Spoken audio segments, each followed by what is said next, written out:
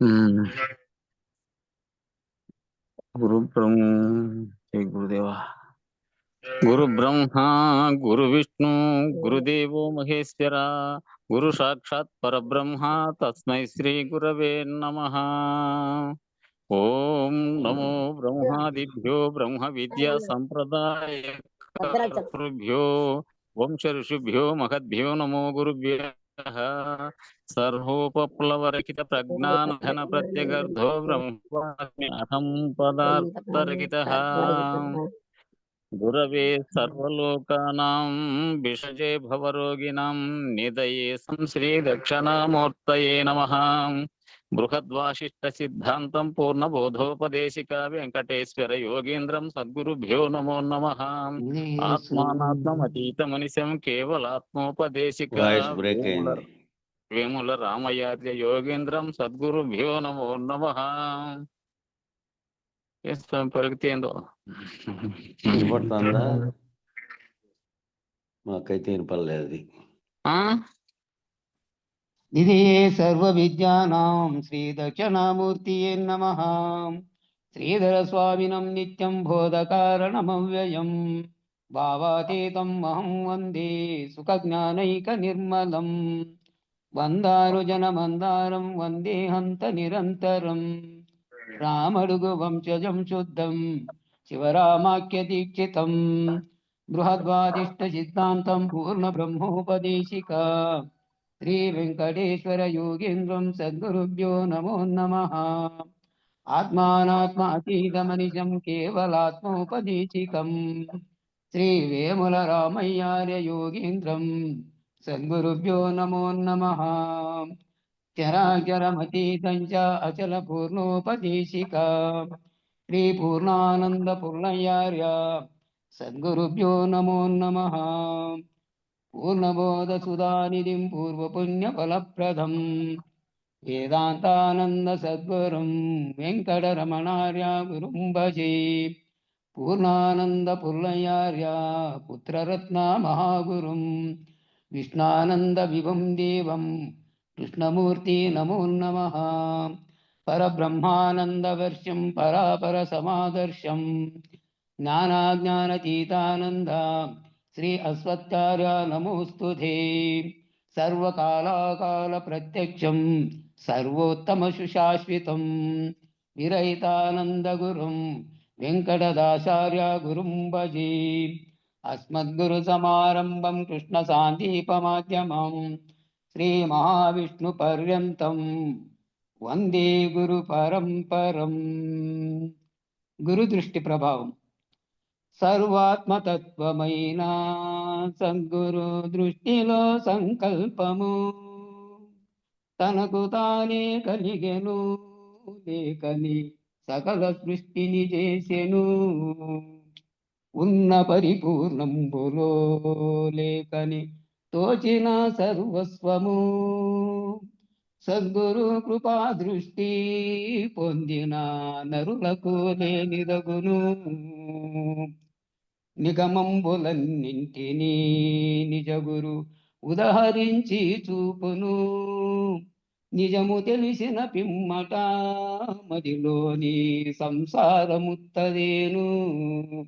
నిర్బీజ నిర్ణయమును చెప్పకని చెప్పిన సద్గురువును ఏమని వర్ణించను నరునికి వీలు కాదే పార్వతీ. అటువంటి సద్గురునికి పార్వతి ప్రణతినే నర్పింతును. జగతియును రంగస్థలం పాత్రల రాకపోకలుగాకను. ఏకమై సుస్థిరంబై కదలక మెదలకానున్నదేదో నవరసంబుల నిలయమై స్థిరముగా రసహీనమైనదేదో. సకల కాలమునందున కాలాతీతమై ఉన్నదేదో సత్తు చిత్తులుగాకను తత్వాతీతమై ఉన్నదేదో. ఆ దివ్య దృష్టిలోనే నిత్యము సద్గురుడు నివసించును. సద్గురునికి వేరుగా ఎక్కడా ఏమీయూ లేదు లేదు. ఈ రీతి పలుమారులు హరుడు శాసించనని తెలియవలను. సర్వము సద్గురువరుని హరిశాసన సంబని తెలియవలను. ఈ రీతి పలుమారులు సూతుడు మునులతో పలికినప్పుడు, సద్గురుడు పట్టబయలే అంతటా అన్నిటా ఉండుననెను. సద్గురుడు పట్టబయలే అంతటా అన్నిటా ఉండుననెను. ఈ రీతి పలుమారులు కమలా గర్భుడు శాసించెను. జై సద్గురు ప్రభు మహారాజుకు జై. జై గురుదేవా. జై. మ్యూట్ చేసుకోండి మిగతాలు. జై గురు స్వామి. జై గురు. జై గురు.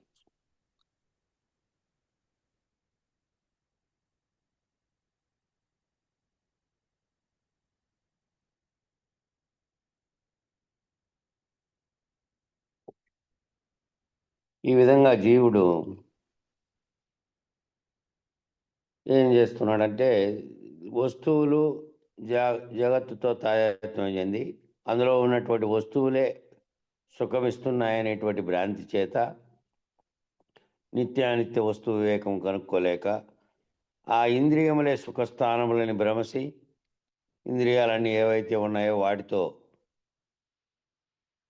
సుఖదుఖాలన్నీ పొందుతున్నటువంటి వాటి చర్యల వల్ల మళ్ళా మనసులో పొందుతున్నటువంటి ఇవన్నీ కూడా దానివల్లనేనని ఇంద్రియములేనని సుఖస్థానాలని భ్రాంతి చెందడం చేత భ్రమాజన్య జ్ఞానం చేత భ్రమాజన్య జ్ఞానంను ఆశ్రయించడం చేత భ్రమ వల్ల పుట్టినటువంటి జ్ఞానాన్ని ఆశ్రయించడం చేత ప్రతిబింబ జ్ఞానం అనే సత్యమని భావించి బింబజ్ఞానం అనేది ఉంటుంది, ప్రతిబింబంగా కనపడుతున్నది కాదు, బింబం అనేది అసలైంది, ప్రతిబింబ జ్ఞానం కానిది ప్రతిబింబ జ్ఞానాన్నే సత్యమని భావించడం చేత ఈ రకమైనటువంటి జాగ్రత్త స్వప్న సుషుప్తులను శరీరమే అనుభవిస్తున్నప్పటికీ తాను అనుభవిస్తున్నాను అనేటువంటి తన మీద ఆపాదించుకొని అజ్ఞానంలో ఉన్నాడు.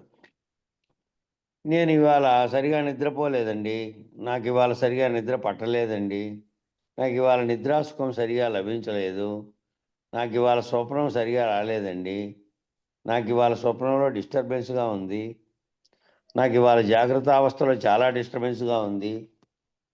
ఈ విధంగా అనేక రకములైనటువంటి మానసికమైనటువంటి ఒత్తిళ్లకు గురవుతూ, ఈ ఒత్తిళ్ళన్నీ మానసికపరమైనటువంటి ఒత్తిళ్లకు గురవుతూ అనేక రకములైనటువంటి ఇంద్రియ వ్యాపారముల చేత లాగబడుతున్నాడు. ఇంద్రియ వ్యాపారాల చేత మళ్ళీ అనేకమైనటువంటి ఒత్తిళ్ళ చేత లాగబడుతున్నాడు. ఇంద్రియములు పరిణామశీలములై వ్యవహారశీలములై ప్రతిబింబ జ్ఞాన సహితములై అజ్ఞాన ప్రభావం చేత ఇంద్రియాలన్నీ పరిణామంగా ఒక స్థితిలో ఒక్కో స్థితిలో జీవుడు బాలుడుగా ఉన్నప్పుడు ఒక స్థితిలో, యువకుడుగా ఉన్నప్పుడు ఒక స్థితిలో, మధ్య వయస్కుడుగా ఉన్నప్పుడు ఒక స్థితిలో, వృద్ధాప్యంలో ఒక స్థితిలో పరిణామం చెందుతాయి అవయవాలు కూడా. అవయవాలు ఉన్నటువంటి స్థితిలోనే అవయవాలు ఉండవు. అవయవాలన్నీ ఇంద్రియాలన్నీ పరిణామశీలములై ఉంటాయి, వ్యవహారశీలములై ఉంటాయి కాబట్టి ఆ వ్యవహారశీలంగా ప్రతిబింబ జ్ఞాన సహితములై అజ్ఞాన ప్రభావం చేత అవి అవిద్యా ప్రభావం చేత మోహ ప్రభావం చేత మాయా ప్రభావం చేత భక్తి విశ్వాసములు లోపించడం చేత అనన్య భక్తి లోపించడం చేత ఈశ్వరుని యందు సరైనటువంటి చిత్త ఏకాగ్రత నిలుపుకోకపోవడం చేత సతమతమగుచున్నాడు. ఈ సతమతం కావడానికి ఏంటంటే ఇవన్నీ కారణాలు చెప్పారు. ఇంద్రియములన్నీ పరిణామశీలములై వ్యవహారశీలములై ఉంటాయి, అవన్నీ ప్రతిబింబ జ్ఞానంగా ఉంటాయి. అవి ఆ అజ్ఞానం ప్రభావం చేత ఏమవుతాయి, అవిద్య ప్రభావం చేత మోహం కలిగి మాయా ప్రభావం చేత అవి నిజం అనుకొని వాటి పట్ల పోగుతారు, వాటి పట్ల లొంగుతారు. భక్తి విశ్వాసంలో లోపించడం చేత అనన్య భక్తి అనేది పెట్టుకోమన్నారు. అనన్య భక్తి గురుమూర్తి ఎందు కానీ ఈశ్వరుని ఎందు కానీ దేని పట్లైనా అనన్యమైనటువంటి భక్తి, ఏదేదో అది తప్ప ఇంకొకటి లేదనేటువంటి స్థితిలో భక్తి పెట్టుకోకపోవడం చేత భక్తి విశ్వాసములు అంటే అవ్యభిచారి భక్తి అంటారు. అవ్యభిచారి భక్తి అంటే ఎటువంటి మానసిక సంకల్ప వికల్పములు పరిపరి విధాలుగా పోకుండా ఉన్నటువంటి ఏకాగ్ర చిత్తంతో ఒక లక్ష్యం వైపు కేంద్రీకరించబడినటువంటి చిత్తంతో చేసేటువంటి భక్తి. అట్లాంటి భక్తిని గనక ఆశ్రయించి అనన్య భక్తిని పొందినటువంటి వారు అనన్య భక్తితో ఏ దానిపైతే లక్ష్యంగా పెట్టుకుని నువ్వు చేస్తున్నావో దాని మీద లక్ష్యంగా ఉంటే ఇతరత్ర ఈ మోహ ప్రభావము, అవిద్యా ప్రభావం, అజ్ఞాన ప్రభావంగా రకరకాలుగా ఇది మనసు ఏదైతే పొందుతుందో రకరకాలైనటువంటి ఆకర్షణలకు లోనై ప్రభావం పొందుతుందో అందులోకి పోకుండా లక్ష్యం వైపుకు మాత్రమే ఉంటుంది. ఈ తప్పక 3 గుణాలని జయిస్తారు. ఆ 3 గుణాలని జయించాలంటే గుణాతీతంగా ఉన్నటువంటి స్థితిని రావాలంటే గుణత్రయాన్ని, శరీరత్రయాన్ని, ఈశనత్రయాన్ని 3 రకాలు 3 గుణాలతో కూడినటువంటి గుణత్రయం సాత్విక, తామస, రాజస ఈ 3 గుణాలు శరీరత్రయాన్ని, స్థూల సూక్ష్మ కారణ శరీరాలని, ఈ ఈశనత్రయాన్ని పుత్రేషణ, ధనేషణ, దారేషణ అనేటువంటి 3 సంసారంతో దాంట్లో ఇమిడి ఉంది. ఇటువంటి త్రిపుటులన్నిటినీ 3 ఉన్నటువంటి త్రిపుటులన్నిటినీ దాటాలి. ఈ అవస్థాత్రయాన్ని దాటడము అత్యవసరం. ఈ అవస్థాత్రయాన్ని దాటినటువంటి స్థితిలో 3 అవస్థలకు అతీతంగా ఉన్నటువంటి 4వ స్థితిలో ఉన్నటువంటి ప్రత్యేగాత్మ స్థితిలో సాక్షిత్వ స్వరూపుడుగా ఉండి తుది స్థితిలో దీనంతటినీ తెలుసుకుంటున్నటువంటి ఆత్మ స్వరూపుడు తాను. ఇంద్రియాలు ఇవన్నీ నేను కాదు, వీటన్నిటికీ అధిష్టానంగా ఉండి అన్నిటికీ తెలుసుకొని అన్నిటికీ ప్రకాశం కలగజేస్తూ కూడా వాటితో అంటకుండా ఉన్నటువంటి ఆత్మ నేను. ఈ ఏవైతే ప్రేరేపణ కలగజేస్తా అంటే కారణమైనటువంటి అంతఃకరణంగానికి కూడా ప్రకాశమిస్తూ ఉన్నప్పటికీ కూడా వాటితో కూడా అంతఃకరణతో కూడా అంటకుండా ఉన్నటువంటి అధిష్టానంగా ఉన్నటువంటిది నేను. కాబట్టి శరీరత్రయంగా, ఈశనత్రయంగా, గుణత్రయాన్ని విడిచిపెట్టి సాక్షిత్వ స్వరూపంలో ఉంటే తాను సర్వత్రా ఉన్నటువంటి సర్వవ్యాప్తమైనటువంటి దాంట్లోనే తానున్నాను. ఈ అవస్థాత్రయాన్ని దాటితే ఎవరైతే అవస్థాత్రయ సాక్షిగా ఉన్నాడో, అవస్థాత్రయాలకు సాక్షిగా ప్రత్యేగాత్మ ఉన్నాడు, సమిష్టిలో పరమాత్మ ఉన్నాడు, అదే చైతన్యం, అదే ప్రజ్ఞ, అదే ఆత్మ, అదే అంతర్యామి, అదే ప్రత్యేగాత్మ, అదే యథార్థమైనటువంటి నేను. ఆ యథార్థమైనటువంటి నేను అదే నామరూపాత్మకమైనటువంటి పేర్లు పెట్టబడినటువంటి శరీరంగా భావిస్తున్నటువంటి నేను నిజ నేను కాదు. ఇది తాను భావించినటువంటి అబద్ధపు నేను. ఆ నిజ నేను ఏదైతే ప్రత్యేగాత్మగా ఉందో శరీరత్రయాన్ని దాటి అవస్థాత్రయాన్ని దాటి అవస్థాత్రయ సాక్షిగా ఉంటూ 3 అవస్థలకి సాక్షిగా ఉంటూ చైతన్య స్వరూపుడుగా, ప్రజ్ఞాస్వరూపుడుగా, ఆత్మస్వరూపుడుగా, అంతర్యామిగా, ప్రత్యేగాత్మగా ఉన్నటువంటి ఆ యథార్థ నేనే నేను. నేనంటే అదేను, ఈ నేను కాదు అనేటువంటి సాక్షాత్కార జ్ఞానం కలగాలి. కాబట్టి అటువంటి తురీయ సమయమే తప్పక మానవులు గుర్తించాలి. మానవులు గుర్తించాల్సిన తురీయ సమయమే. తురీయ స్థితిలో ఉన్నటువంటి తాను ఇదే శరీరంలో ఉండి ఈ శరీరంలోని 3 అవస్థలకి అతీతంగా ఉన్నటువంటి తురీయ స్థితిలో తాను గుర్తించాలి. దాన్ని సహజముగా నిలకడగలిగి ఉండాలి. ఆ స్థితిని నిలకడగలిగి ఉండాలి.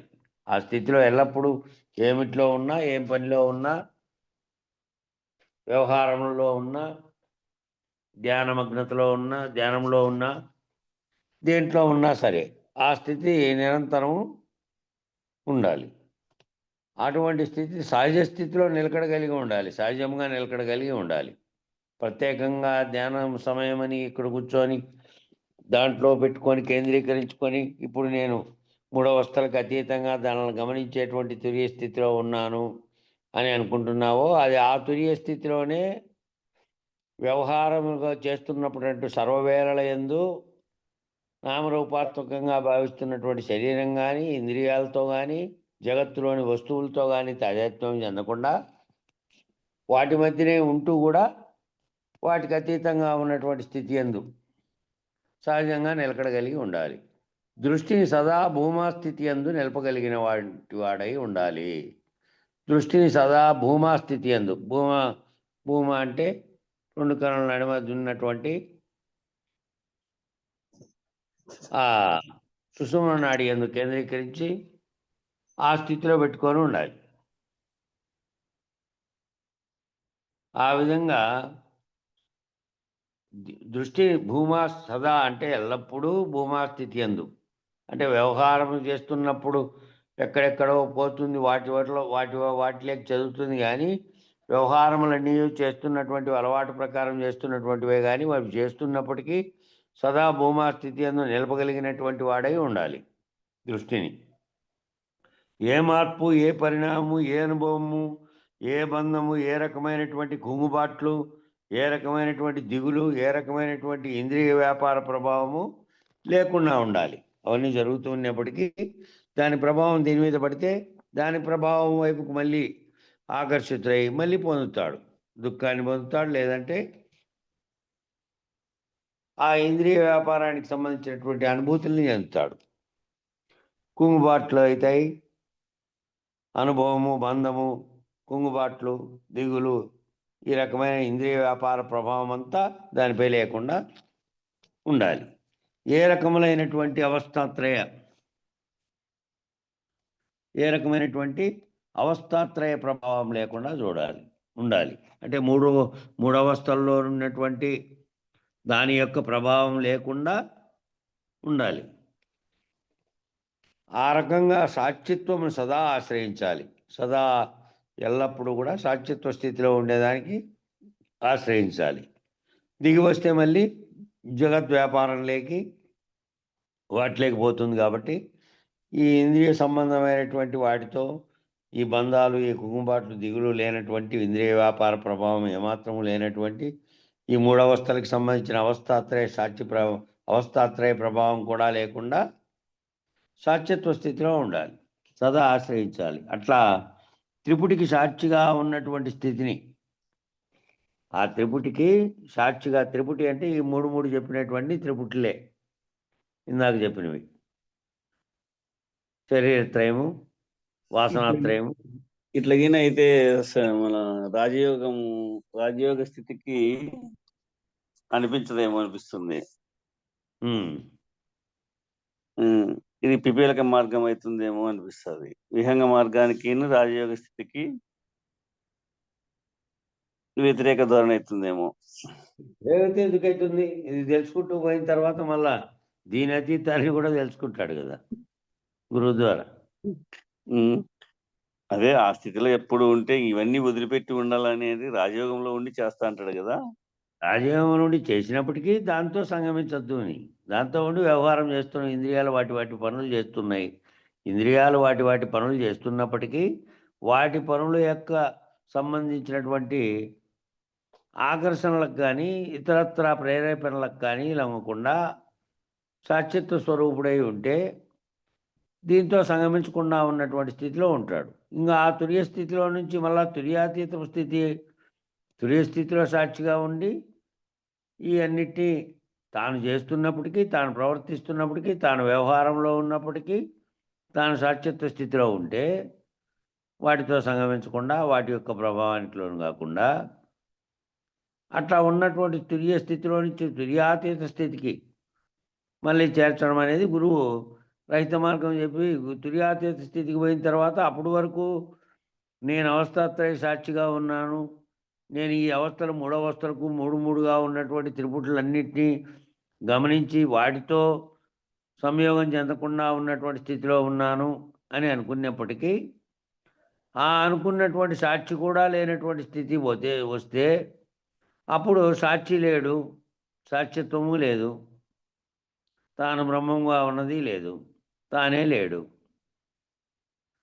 బయలు స్వరూపంగా ఉన్నటువంటిది ఏ విధమైన పరిణామ వికారములు చెందకుండా ఉందో, ఏ విధమైన పరిణామ వికారములు లేకుండా, ఏ విధమైనటువంటి భావన లేకుండా గాఢ నిద్రావస్థలో, మరణావస్థలో ఏ విధంగా ఉందో, ఏ రకమైనటువంటి చలనములు కానీ ఆకర్షణలు కానీ వాటితో తాదాత్మ్యం చెందే స్థితి కానీ ఉందో లేదో ఆ రకమైనటువంటి స్థితిని జాగ్రత్తావస్థలో ఉన్నటువంటి వ్యవహారికంలో ఉన్నటువంటి స్థితిలో సహజంగానే ఉండేదాన్ని అలవర్చుకో.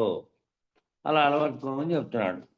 ఇప్పుడు ఇవి చెప్తున్నదంతా ఏం చెప్తున్నట్టే ఆత్మజ్ఞాన స్వరూపుడుగా ఉండడానికి ప్రయత్నం చేయడానికే చెప్తున్న బోధ కాబట్టి, ప్రస్తుతం నచికేతునికి చెప్తున్నది ఆత్మస్వరూపాన్ని గురించి ప్రశ్నించాడు కాబట్టి, ఇది మొత్తంగా గ్రంథం అంతా కూడా సాధనా గ్రంథమే. ఇది సాధకునికి చెప్పే గ్రంథమే.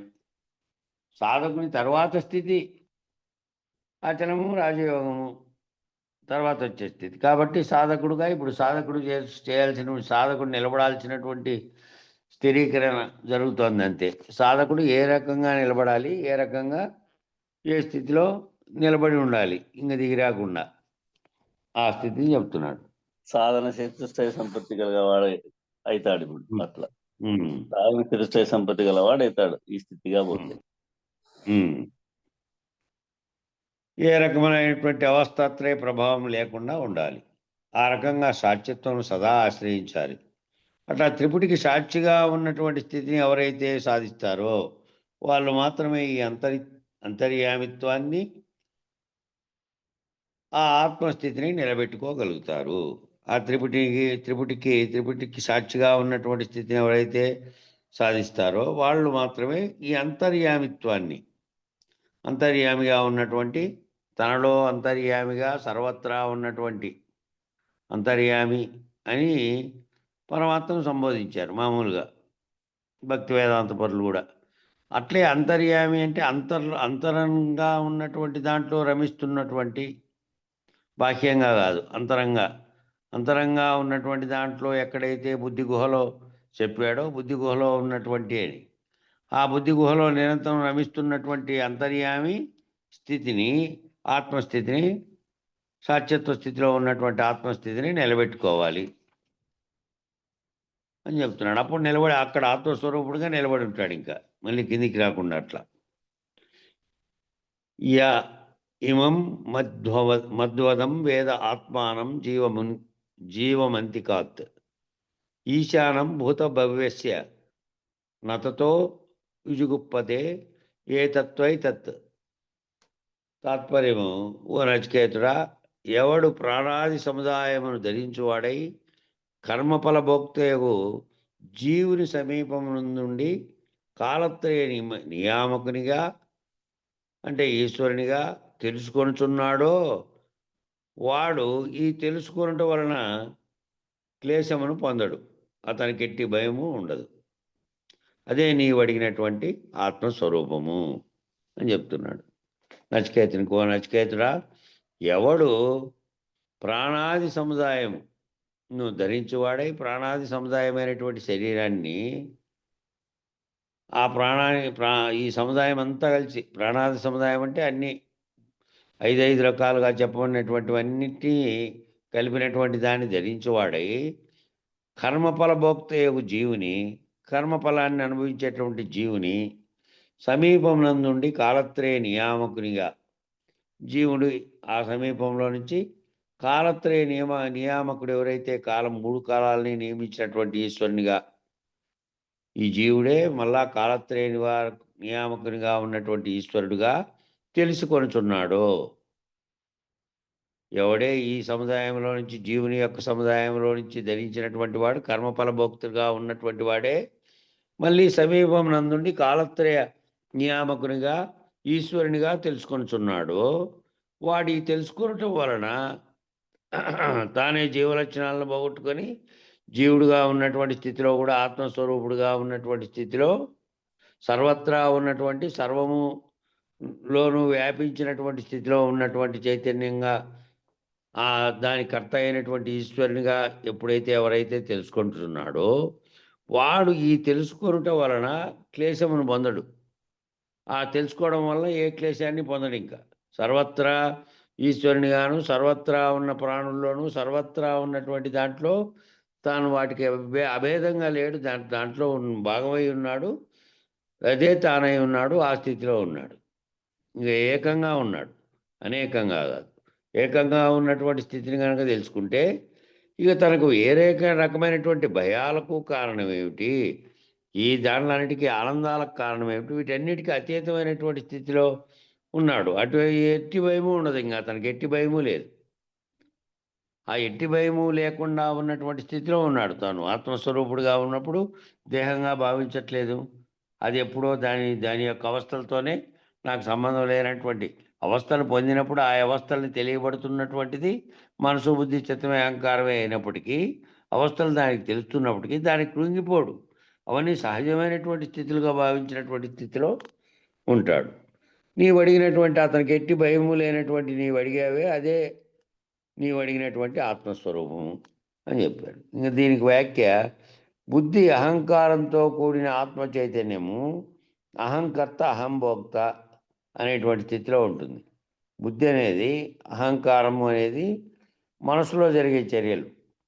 బుద్ధి అహంకారంతో కూడిన తర్వాత ఆత్మ చైతన్యం ఏమవుతుంది అంటే అహంకర్త అహంభోక్త, నేను కర్తను నేను భోక్తను అని వ్యవహరిస్తుంది. దీంతో ఆత్మ చైతన్యంతో ఈ బుద్ధి అహంకారంతో కూడిన ఆత్మ చైతన్యం ఉంటే అప్పుడు ఏమవుతుంది, అహంకర్త అహంభోక్త అంటే నేను కర్తను నేను భోక్తను అని వ్యవహరించున్నది. అట్టి జీవుని బుద్ధిని అహంకారమును ఉపాధి నుండి వేరుపరచినచో, ఉపాధిగా భావించడం వలనే, ఉపాధిగా ఉన్నటువంటి రూపాన్ని తానుగా భావించడం వలనే నేను కర్తనుగాను నేను భోక్తనుగాను నేను ఇది చేస్తున్నాననే భావంతోనూ ఉన్నాడు. ఆత్మ అతీత వీటితో సంగమించకుండా ఉన్నటువంటి స్థితిలో లేకుండా సంగమించినటువంటి స్థితిలో భావిస్తూ ఈ విధంగా ఉండేటువంటి అట్టి జీవుని బుద్ధిని అహంకారము అను ఉపాధి నుండి వేరుపరచినచో, అట్టి జీవుని యొక్క బుద్ధిని అహంకారం నుండి, ఈ ఉపాధి అహంకారం అనేది ఏంటంటే ఈ ఉపాధి రూపమే అహంకారం, ఈ ఉపాధి రూపంగా ఉన్నటువంటి అహంకారం నుండి వేరుపరచినచో కాలత్రయ నియామకుడగు ఈశ్వరుడే అవుతున్నాడు. ఈ జీవుడే అవుతున్నాడు, ఇంకా వేరుగా లేడు. తెలుసుకోకుండా ఉన్నప్పుడే అహంకారుడుగా జీవుడుగా ఉన్నాడు. అహంకార రూపమైనటువంటి ఉపాధితో తాదాత్మ్యం చెందినందువల్ల, అదే నేను అనుకోవడం వల్ల, కర్తను నేను అనుకోవడం వల్ల, భోక్తను నేను అనుకోవడం వల్ల జీవుడు కించిజ్ఞత్వంతో ఉన్నాడు, జీవుడుగా ఉన్నాడు. ఆ జీవుని యొక్క బుద్ధిని అహంకారాన్ని ఉపాధి నుండి వేరుపరచినచో, ఆ ఉపాధిగా భావించకుండా, ఉపాధి ధరించినటువంటి శరీరంగా భావించకుండా, దాంట్లో ఉన్నటువంటి చైతన్య స్వరూపంగా ఉన్నటువంటి కాలత్రయ నియామకుడు, ఈ మూడు కాలాలకి నియామకుడైనటువంటి, ఈ మూడు కాలాలకి ఈ త్రయాలన్నిటికీ కారణమైనటువంటి చైతన్యం ఏదైతే ఉందో దానికి అతీతంగా ఉన్నటువంటి చైతన్యం, ఆ చైతన్య స్వరూపుడుగా కనుక భావిస్తే ఈశ్వరుడే అవుతున్నాడు. ఈ విధంగా తెలిసిన వారు తనను ఇతరుల నుండి రక్షించుకోగలరు. ఈ విధంగా తెలిసిండే వాళ్ళు అన్నిటి నుంచి ఇతరుల నుంచి రక్షించుకోగలరు. వాళ్ళు దానికి విశేష వ్యాఖ్య కింద ముఖ్యమైన అంశాలని యమధర్మరాజు నచికేతునికి ఉపదేశిస్తున్నాడు. ముఖ్యమైనటువంటి అంశాలన్నింటినీ యమధర్మరాజు గారు నచికేతునికి ఉపదేశిస్తున్నాడు. ఈ కఠోపనిషత్తు సందర్భముగా ప్రధానముగా ఈశ్వర లక్షణాన్ని నిరూపిస్తున్నారు. ఈ కఠోపనిషత్తు బోధించే సందర్భంలో ప్రధానంగా ఏ లక్షణాన్ని నిరూపిస్తున్నారంటే ఈశ్వర లక్షణాన్ని నిరూపిస్తున్నారు. ముఖ్యమైన అంశాలని చెప్పుకుంటూ యమధర్మరాజు నచికేతునికి ఇదంతా ఉపదేశిస్తున్నాడు. ఈశ్వర లక్షణాలని ఉపదేశిస్తున్నాడు. గోలకములు, ఇంద్రియములు, శబ్దస్పర్శ రూపరసగంధ తన్మాత్ర సహితమైనటువంటి జ్ఞానము, మనస్సు, బుద్ధి ఇదంతా జీవుడే. దీని అవతల ఉన్నటువంటి మహత్తత్వము, అవ్యక్తము, ప్రత్యేగాత్మ, ఈ మూడు స్థితులకు సంబంధించినటువంటి వాడు ఈశ్వరుడు.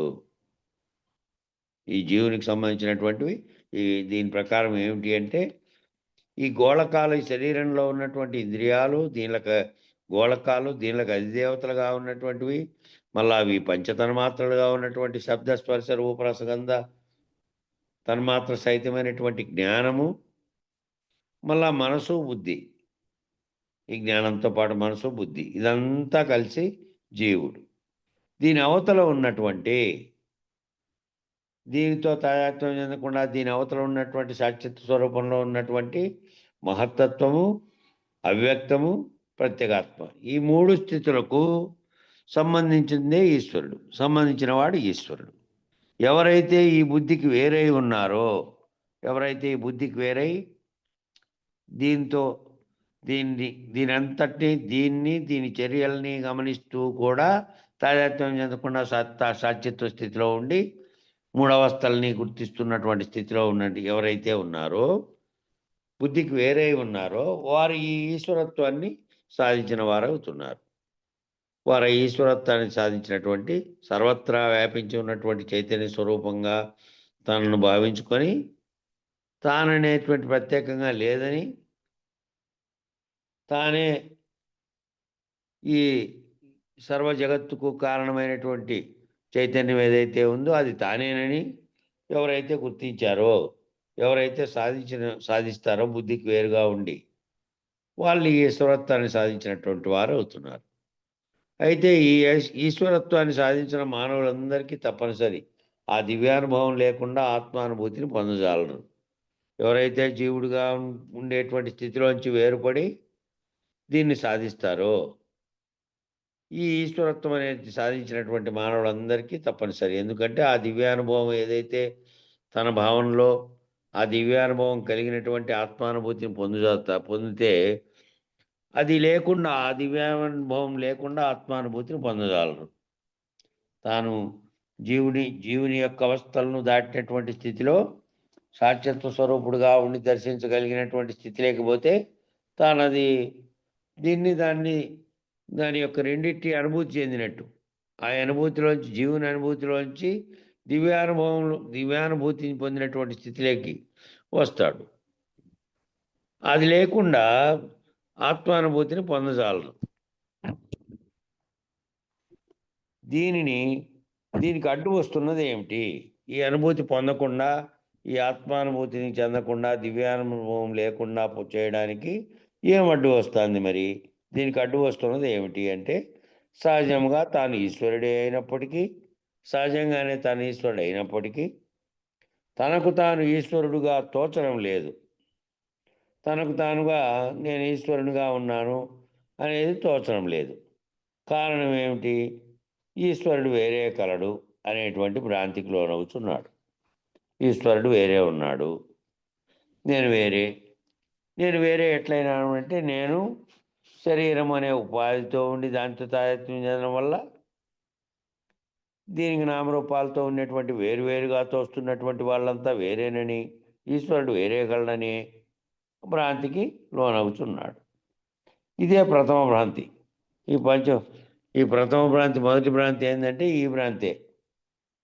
నాకు వేరుగా ఉన్నాడు, నేను అదై ఉన్నాను అని తెలుసుకోకపోవడం చేత ఆ తెలుసుకునేది నిర్ధారణ అయ్యి తాను సాక్షిత్వ స్వరూపంగా ఉన్నటువంటి చైతన్య, సర్వత్రా వ్యాపించి ఉన్నటువంటి చైతన్యంలో భాగంగా ఉన్నాననేది గుర్తించే వరకు ఉండే భ్రాంతి, అది ప్రథమ భ్రాంతి. అంటే ఈ భ్రాంతే ఏమిటంటే ఈశ్వరుడు వేరే కలడు అనేటువంటి భ్రాంతి. పంచబ్రహ్మ నిరూపణ అని ఆదిశంకర్లు ఓ విధానాన్ని అందించాడు. పంచబ్రహ్మ నిరూపణ అనేది ఒక ప్రత్యేకంగా గ్రంథం ఉంది.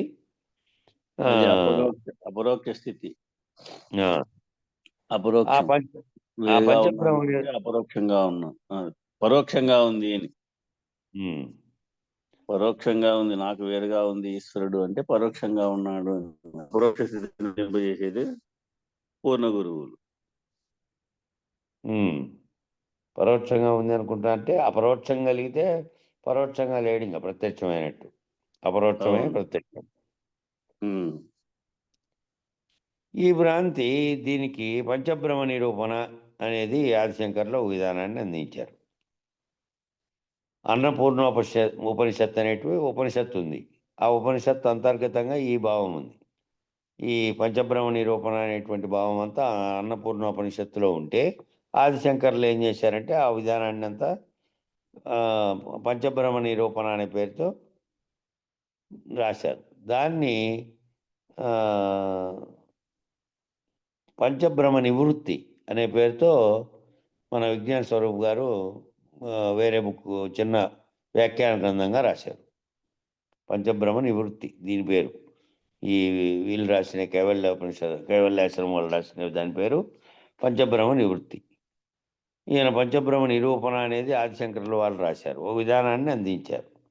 అందులో మొట్టమొదటి భ్రాంతి జీవేశ్వరో భిన్న. ఆ మొట్టమొదటి భ్రాంతి ఏంటంటే జీవుడు ఈశ్వరుడు భిన్నమైన వాళ్ళు, కాబట్టి జీవుడు ఈశ్వరుడు వేరు వేరే అనేటువంటి ప్రథమమైనటువంటి భ్రమ చేత, ఆ మొట్టమొదటి భ్రమ ఏంటంటే ఆ భ్రమ ఈశ్వరుడు వేరు జీవుడు వేరు అనేటువంటి భ్రమ చేత మనోభ్రాంతికి మనస్సు అనేటువంటి మాయాకల్పితమైనటువంటి ప్రతిబింబ సమానమైనటువంటి అసలు లేనటువంటి భ్రమకి గురవుతున్నాడు. ఈ భ్రమకి ఏమిటి గురవుతున్నాడంటే, ప్రథమ భ్రమతో ఏమవుతున్నాడంటే మనోభ్రాంతికి కలుగుతుంది. ఆ మనోభ్రాంతికి మనస్సు అనేటువంటి మాయాకల్పితమైనటువంటి మనస్సు, మాయ చేత కల్పించబడి అన్నిటినీ లేని ఉన్నట్టుగా చూపించబడుతున్నటువంటి దానితో తాదాత్మ్యం చెంది మనస్సు అనేటువంటి దాంతో, మాయాకల్పితమైనటువంటి దాంతో ప్రతిబింబ సమానమైనటువంటిది. ప్రతిబింబం అంటే అద్దంలో కనిపించేది, దానికి సమానం ఇది కూడా. నిజానికి ఉన్నదానికి చైతన్యం ఉంది, ప్రతిబింబంతో ఉన్నదానికి బింబం ఉంటేనే ప్రతిబింబం ఉంటుంది. ఆ ప్రతిబింబం సమానమైనటువంటి అసలు లేనటువంటి భ్రమకి గురవుతున్నాడు. ఈ భ్రమకు గురయ్యి ఈ విభ్రమ నుంచి తప్పక శీలి అయి ఆత్మవిచారణ చేత తనకు తాను బుద్ధికి వేరుపరుచుకొని తాను ఈశ్వరుడనే నిర్ణయాన్ని, ఈశ్వర స్థితిని తప్పక సాధించాలి. అప్పుడు ఈ ప్రతిబింబం సమానమైనటువంటి దాంట్లో నుంచి బింబం లేకుండా ప్రతిబింబం లేదు, బింబం ఉన్నది. ప్రతిబింబం కేవలం మాయా కల్పితమైనది, మాయ చేత ఉన్నట్టుగా కనబడుతోంది. నిజానికి అది దానికి స్వతంత్రత, దానికి చైతన్యము లేదు. ఉన్న చైతన్యం అంతా సమిష్టిగా ఉన్నటువంటి బింబంలోనే ఉంది అని కనుక తెలుసుకొని ఆ విచారణ నుంచి, ఆ విభ్రమ నుంచి తప్పగా ప్రతిబింబ సమానమైనటువంటి లేనటువంటి ఆ మాయాపరమైనటువంటి దాంట్లో నుంచి వేరుపడి ఈ విభ్రమ నుంచి తప్పక ప్రయత్నశీలి అయి ఈ విభ్రమంలోంచి బయటపడడానికి ప్రయత్నం చేయాలి. తాను ప్రయత్నం చేయకుండా, తాను తనలో విచారించకుండా, లేదా తాను గురువు దగ్గర విచారణ జరపకుండా, ఆ విచారణ లేకుండా ఏది కానే కాదు. విచారణతోనే ఒక్కటొక్కటిగా నివృత్తి చేసుకుంటూ భ్రాంతులు తొలగించుకోవాలి. ఈ భ్రాంతులన్నింటిలో ప్రథమ భ్రమ ఇదే ప్రథమ భ్రాంతి అని చెప్తున్నాడు. ఈ భ్రాంతే జీవుడు వేరేగాను ఈశ్వరుడు వేరేగా ఉన్నాడు అనేటువంటి ప్రథమ భ్రాంతిలో ఆ భ్రాంతిని పోగొట్టుకోవాలంటే ఆత్మవిచారణ చేత తనకు తాను బుద్ధికి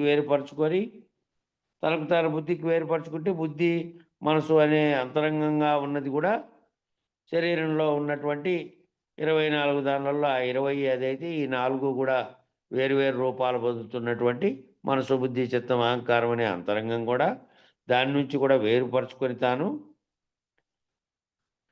దీనిలన్నిటికీ ప్రకాశం కలిగిస్తున్నటువంటి జీవునిలో అయితే ఈ ఆత్మగాను, ఆ సమిష్టిలో అయితే ఈశ్వరుడుగాను ఉన్నటువంటిదే సర్వత్రా ఉన్నది, ఒక్కటిగానే ఉన్నది. వేరువేరుగా నేను మాయకులోనై ఈ బుద్ధి, మనసు అనే చిత్తం, అహంకారం అనేటువంటి అంతఃకల్పన అనే మాయ చేత నేను అనుకుంటూ ఉన్నాను. దీన్ని వేరుపరుచుకుంటే తాను ఈశ్వరుడే అనేటువంటి నిర్ణయాన్ని, ఈశ్వర స్థితిని తప్పక సాధిస్తాడు. అది సాధించాలి మానవుడు. ఈ విచారణలో క్రమంలో ఉండేవాడు ముందు సాధించాల్సింది ఇది. అలా లేకపోయినట్లయితే, ఆ విధంగా కనుక లేకపోతే, ఒకవేళ చేయలేకపోతే ఎప్పటికీ శరీరత్రయ అవస్థాత్రయ అభిమానగ్రస్తుడుగా మిగిలిపోతాడు. శరీరత్రయ అవస్థాత్రయ అభిమానుడుగా ఎవరున్నారు? ఉన్నటువంటి స్థితిలో ఉంటాడు. విష్ణుడు, తైజసుడు, ప్రాజ్ఞుడు అని చెప్పాడు. దానికి మూడింటికి అవతల ఉన్నటువంటి ప్రత్యేగాత్మ స్థితిలోకి ఎప్పటికీ పోలేడు. శరీరమైన అనుకుంటేటువంటి స్థితిలో ఉంటాడు. శరీరత్రయాలకు, అవస్థాత్రయాలకు అభిమానుడిగా ఉంటాడు. దాంట్లో పొందే అనుభవాలతో తాదాత్మ్యం చెందుతూ ఉంటాడు. ఇప్పుడు మనందరము సామాన్యంగా జీవిస్తున్నటువంటి జీవనం ఎలా ఉన్నది అంటే, విధి, వ్యాధి, అభిమానము అనే మూడింటికి గురయ్యి మనందరము సామాన్యంగా జీవిస్తున్నటువంటి జీవనం ఏ విధంగా ఉందంటే, ఒకటేమో విధి, ఏదైతే నువ్వు చేయాలనో ఆ చేసేటటువంటి దానికి ఇది విధిగా అది అది నాకున్నటువంటి అంటుంటారే నా విధి ఆ విధంగా ఉంది అని. ఆ విధంగా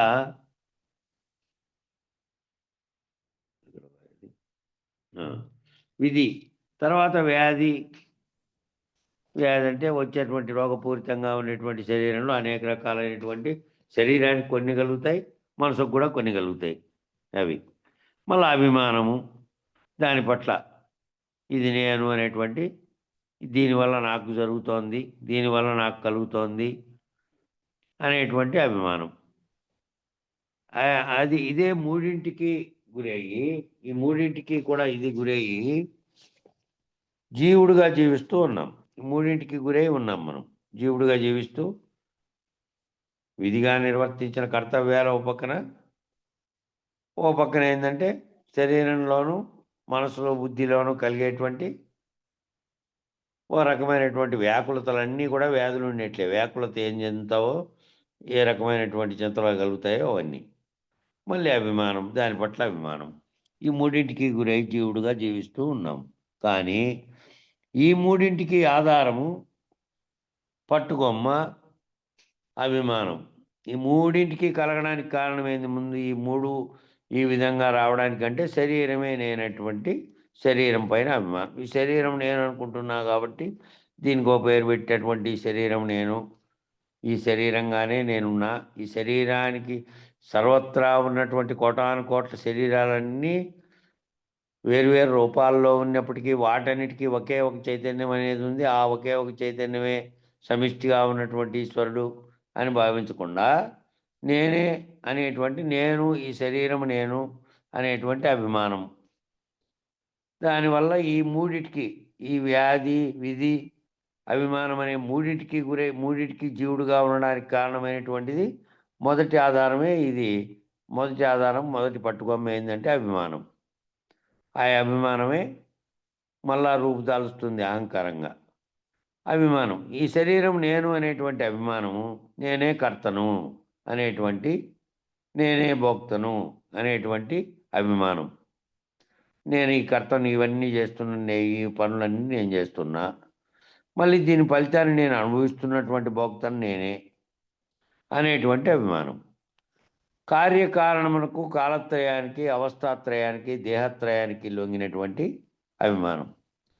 ఈ అభిమానం ఏ విధంగా అంటే కార్యానికి, కారణానికి, కారణమే కార్యరూపం ధరిస్తుంది. కాలత్రయానికి 3 కాలాలకు, అవస్థత్రయానికంటే 3 అవస్థలకు, దేహత్రయానికంటే 3 దేహాలు, స్థూల సూక్ష్మ కారణ దేహాలు, జాగ్రత్త స్వప్న సుషుప్తాది 3 అవస్థలు, 3 కాలాలుగా ఉన్నటువంటి భూత భవిష్యత్ వర్తమాన కాలాలైనటువంటి 3 కాలాలకు లొంగినటువంటి అభిమానం. వాటికి లొంగినటువంటి అభిమానం అది. ఆ అభిమానం ఎటువంటిదంటే వాటికి లొంగినటువంటి ఆ అభిమానం. ఆ అభిమానం చేతనే ఏమనుకుంటున్నాడు? ఆ అభిమానం చేతే తాను ఏది అని అనుకుంటున్నాడంటే తాను ఆ శరీరంగా ఉన్నటువంటిది అని అనుకుంటున్నందువల్ల,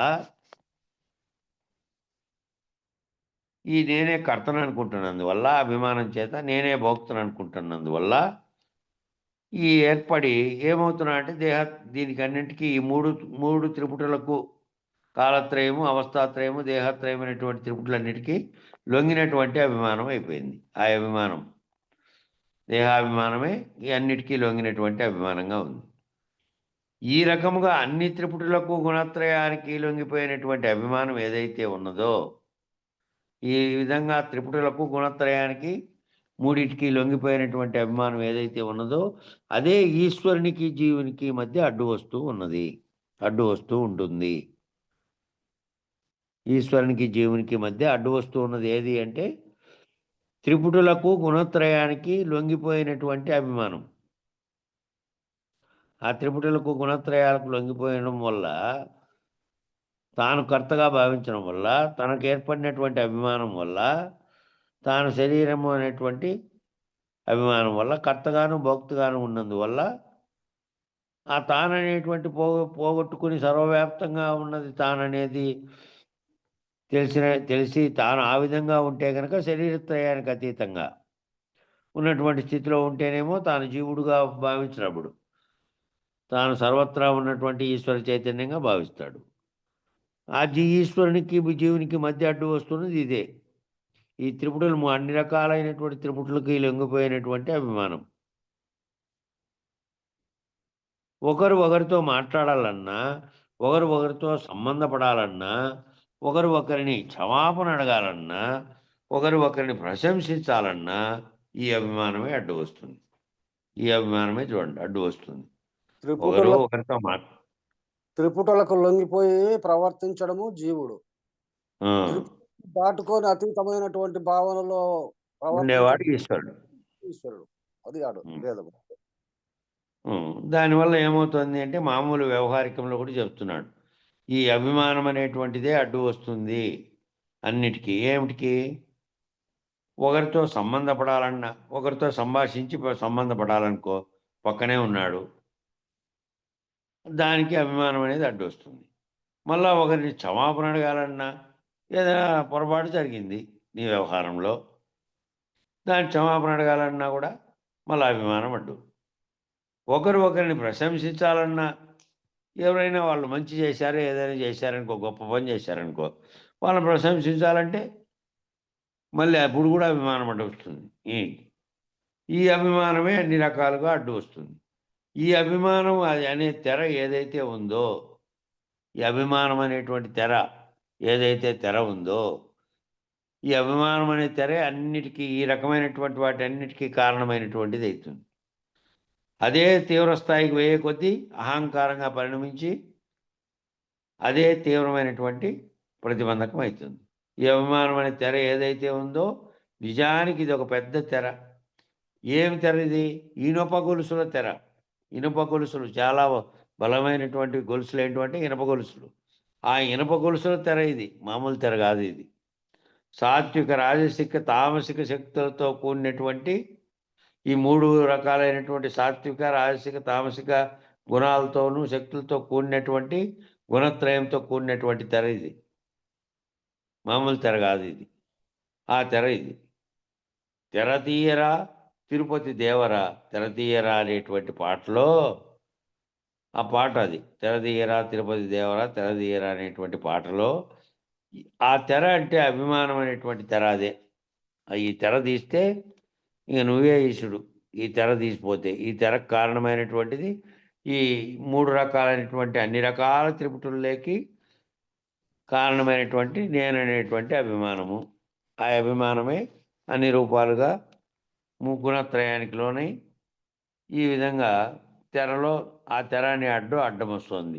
ఎవరికైనా సరే ఏదైనా పొరపాటు అంగీకరించాలన్నా, ఎవరైనటువంటి వాళ్ళ యొక్క గొప్ప పనిని చెప్పాలన్నా, ఎప్పుడైనా నువ్వు పక్కన వాళ్ళతో వ్యవహరించాలంటే ప్రాథమికంగా జీవుడుగా ఉన్న వానివే మళ్ళీ నీకు ఏర్పడినటువంటి ఆ జీవుడు అనే దానికి ఏర్పడినటువంటి పదవో, లేకపోతే డబ్బో, లేకపోతే ఇతరత్రా ఏర్పడినటువంటి మళ్ళా పక్కన హంగులు చేరింటాయి కదా, హంగులు. ఆ హంగులతోనో ప్రవర్తన మారిపోతుంది.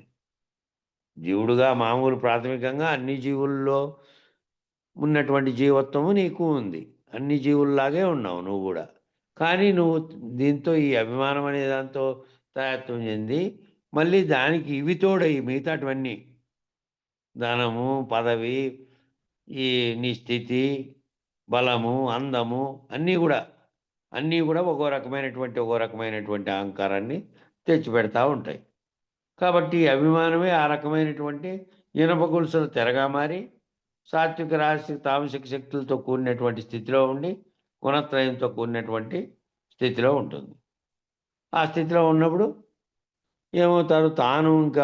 తాను దిగిరాలేడు ఇంకా. ఆ రకమైనటువంటి తెరలో ఇరుక్కున్నటువంటి వాడు పక్కకు దిగొస్తే ఆ స్థితిలో నుంచి బయటపడితే ఇంక మళ్ళీ ఆ స్థితిలోకి పోకుండా ఉండేదాన్ని తెలుసుకుంటే, విచారణ ద్వారానో ఇంకో ద్వారానో గురువు ద్వారానో తెలుసుకుంటే, ఆ తెలుసుకున్నప్పుడు ఏమవుతుంది? ఈ అభిమానం అనేది తెరపోవాలి ముందు. అభిమానం అనేది తెరపోనంత కాలం అహంకారం పోదు, నేను పోదు. నేననేది అట్లే ఉంటుంది. ప్రతిదానికి దాన్ని అన్వయించుకుంటూ ఉంటుంది. అందుకని ఎవరైనా మామూలు వ్యక్తులు ఏ విధంగా ఉంటుందో చూడండి. అందరూ వచ్చి సత్యసాయిబాబా దగ్గర జన్మదిన కార్యక్రమం జరిగితే ఆయన ఒక పెద్ద సింహాసనం వేస్తే దాని పక్కన ఒక పెద్ద కుర్చీ వేసేవాళ్ళు. రాష్ట్రపతి వస్తే రాష్ట్రపతి దాంట్లో, లేదంటే ఒకవేళ ప్రధానమంత్రి హాజరైతే ఆయన పక్కన కూర్చునేవాళ్ళు.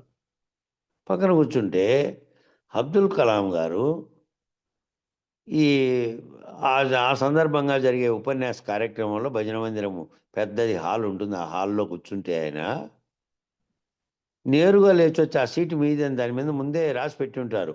ఆ విఐపీలకు సంబంధించిన సీటే కాదు, అది చెప్పేవాళ్ళు సర్వులు ఉంటారు. ఆయన ప్రత్యేక సైన్యమే ఎక్కడికి పోయినప్పటికీ ఉంటుంది రాష్ట్రపతి వెంట. ప్రత్యేక వాయుదళము, ఆ విమానం, దానికి సంబంధించిన సిబ్బంది, సర్వ సిబ్బంది ఉంటారు, అన్నీ ఉంటాయి. ఆయన నేరుగా దాంట్లో కూర్చోకుండా పోయి, నేను ప్రస్తుతానికి ఇప్పుడు వింటున్నటువంటి ఒక శ్రోతను, నేను వింటున్నటువంటి జ్ఞానాన్ని తెలుసుకోవడానికి వచ్చినటువంటి ఒక శ్రోతను, నాకు ఆ స్థానం అవసరం లేదని ఆ పక్కన నుండి కుర్చీలో కూర్చోకుండా కింద మామూలు భక్తులు కూర్చోండి లైన్లో, ముందర లైన్లో పోయి కూర్చున్నాడు. చూడండి, అభిమానం క్షణము మామూలు వ్యక్తికి ఏ విధంగా వస్తుంటుంది. తన పదవి రీత్యా, తన హోదా రీత్యా, ధనం రీత్యా, సంపద రీత్యా, అందం రీత్యా, బలం రీత్యా, ఇన్ని రకాల రీత్యా, ఈ రీత్యా చెప్పబడి దానిలో అన్నిట్లోనూ తొంగి చూసేది ఏంది?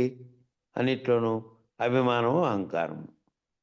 ఇది లేకుండా పోయి సాధారణ స్థితిలో ఉన్నటువంటి జ్ఞానాన్ని తెలుసుకోవడానికి వచ్చిన స్థితి ఇది. ఇప్పుడు ఉన్నటువంటి స్థితి నేను, కాబట్టి నేను అక్కడ కూర్చోకూడదు, ఇక్కడే కూర్చోవాలని చెప్పి కూర్చున్నాడు. పోయి మామూలుగా ముందర కూర్చోండి, వాళ్ళకి ఎవరికి అర్థం కాలేదు అసలు ఎక్కడ పోతున్నాడని.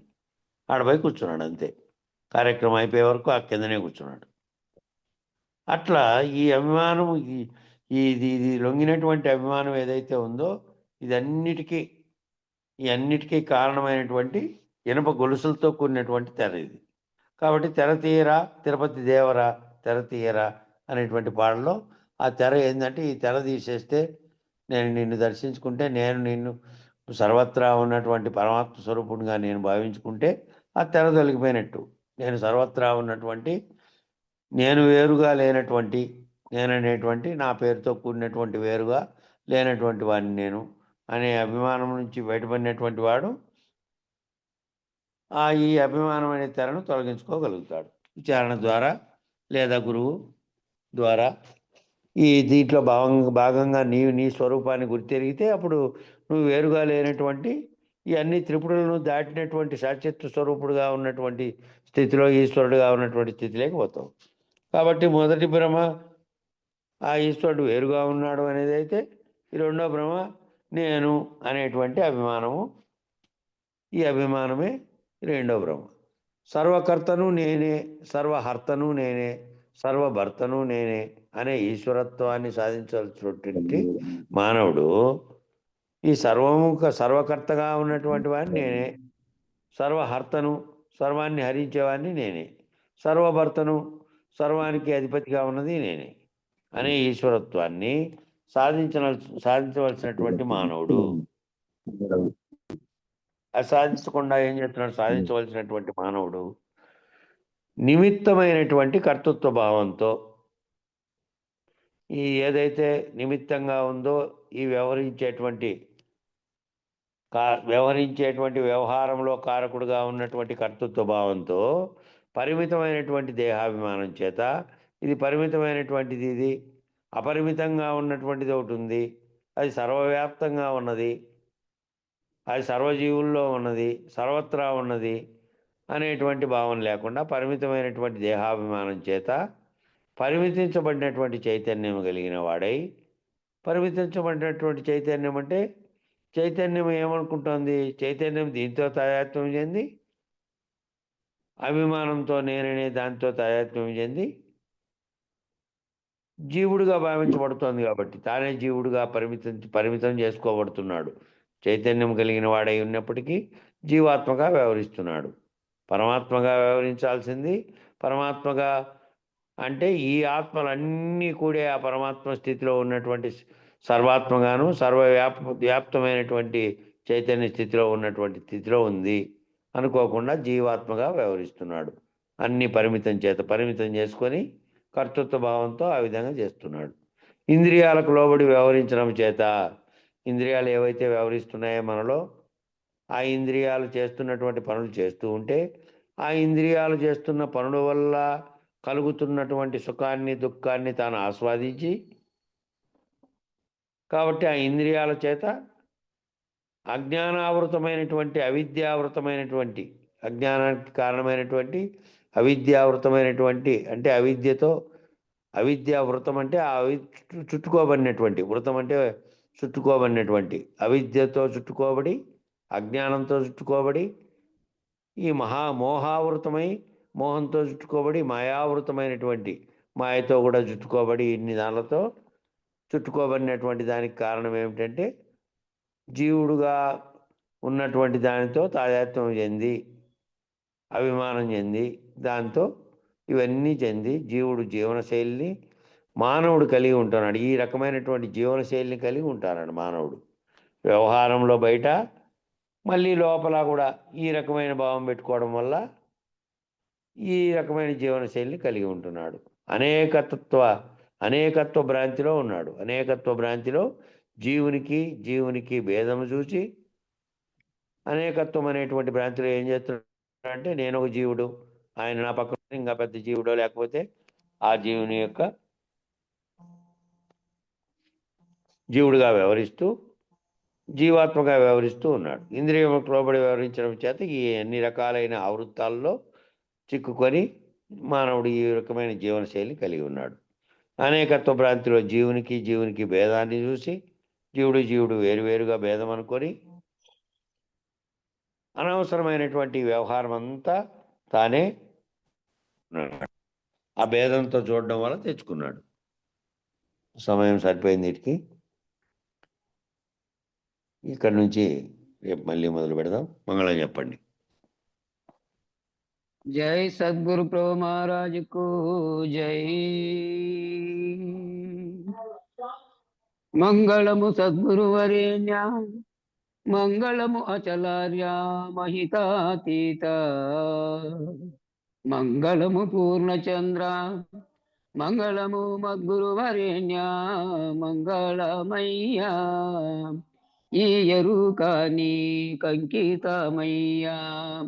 మంగళమిదే గురు మా మద్గురు దేవనా, అంగలింగములను భంగము చేసిన సంగరహిత కేవలాత్మ పొంగుచును మీ పాద పద్మం చెంగిటను నే చేరి ఈ ఎరుక భ్రాంతి నిరహిత చేస్తిరి. మంగళమయ్యా ఈ ఎరుకని కంకితమయ్యా. జయమంగళం నిత్య శుభమంగళం, జయతు జయమంగళం మహోత్సవమంగళం. ఎల్లకాలమునందు ఎడతెగని బ్రహ్మంబు తెల్లముగ శిష్యులకు తేటపరచి యుల్లమూరంజల్ల కల్ల ఎరుకను మాన్పు పల్లపోతుల పుల్లయారులకును. జయమంగళం నిత్య శుభమంగళం, జయతు జయమంగళం మహోత్సవమంగళం. వేదాతీత వేద్యమో గురుబోధ వేమారు శిష్యులకెరిగించియు వేదనలు బాపితామోదంబు చేకూర్చు వేదాంత వెంకటరమణయ్యకు. జయమంగళం నిత్య శుభమంగళం, జయతు జయమంగళం మహోత్సవమంగళం.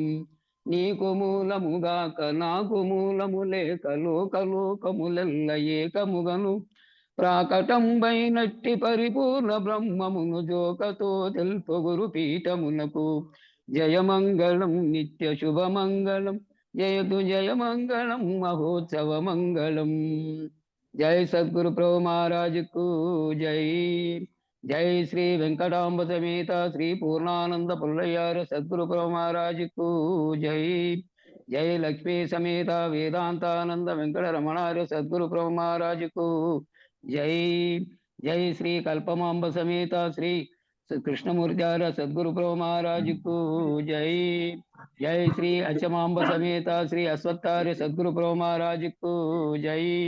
జై శ్రీ లక్ష్మీ సమేత విరహితానంద వెంకటదాసార్య సద్గురు ప్రభు మహారాజుకు జై. హిందుగల గురుభక్త మండలికు జై. సర్వం సద్గురు చరణారవిందార్పణమస్తు. సర్వే జనా సుఖినో భవంతు. ఓం శాంతి శాంతి శాంతి. జై సద్గురుదేవ. జై గురు, జై గురు.